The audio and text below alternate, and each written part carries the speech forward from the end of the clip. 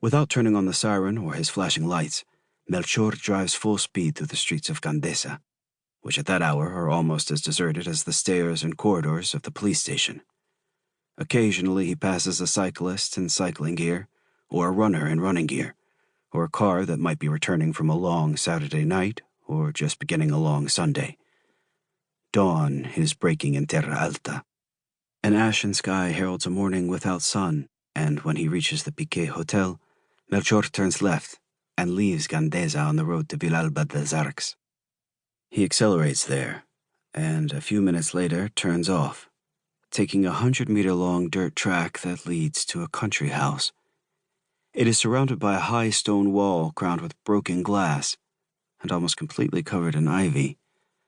The brown metal gate is open, and parked in front of it is a patrol car, its blue lights blinking in the dawn. Beside it, Ruiz seems to be consoling a middle-aged woman who sits on a stone bench, crying. Melchor gets out of his car and says, "What's happened here?" "I don't know," the patrolman says, pointing to the woman. "This lady is the cook here. She's the one who phoned. She says there are 2 dead people inside." The woman is trembling from head to foot, sobbing and wringing her hands, her face bathed in tears. Melchor tries to calm her and asks her the same question he asked Ruiz, but the only response he gets is a look of terror and an unintelligible stammer. "And Mayol?" Melchor says. "Inside," Ruiz says. Melchor tells him to tape off the entrance and stay with the woman until the others arrive. Under the gaze of 2 closed-circuit cameras, he goes through the gate and walks briskly along a path through a well-tended garden, past mulberry and cherry trees that dot the lush lawns, and a bed of geraniums, peonies, lilies, and roses, jasmine climbing the walls, until around a corner the facade of the old 3-story farmhouse you can see from the crossroads appears in front of him, with its big wooden door, its trellised balconies, and open attic windows.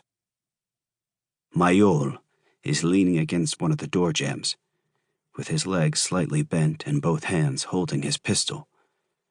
The dark blue of his uniform stands out starkly against the dark ochre of the facade. When he sees Melchor, he beckons him over. Melchor pulls out his pistol, while he studies the Baroque pattern of a tire track in the earthen drive that widens out into a parking area in front of the half-open front door. "Have you been in?" he asks Mayol. "No," Mayol says. "Is there anyone inside?" "I don't know." Melchor notices that the lock on the door is undamaged. Then he sees that Mayol is pouring with sweat and has fear written all over his face. "Stay behind me," he tells him. Melchor kicks open the big door and enters the house, followed by Mayol.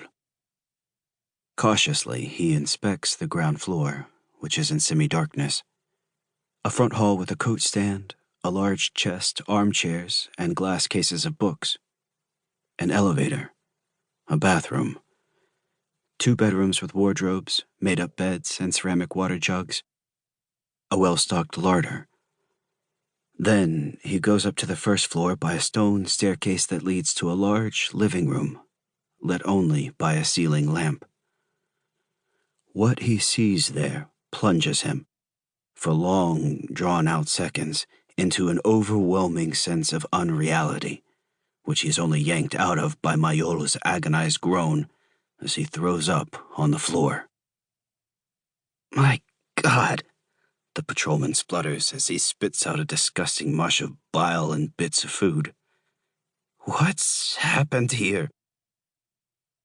It is the first murder scene Melchor has encountered since he arrived in Terra Alta, but he saw many before that, and he doesn't remember anything like this.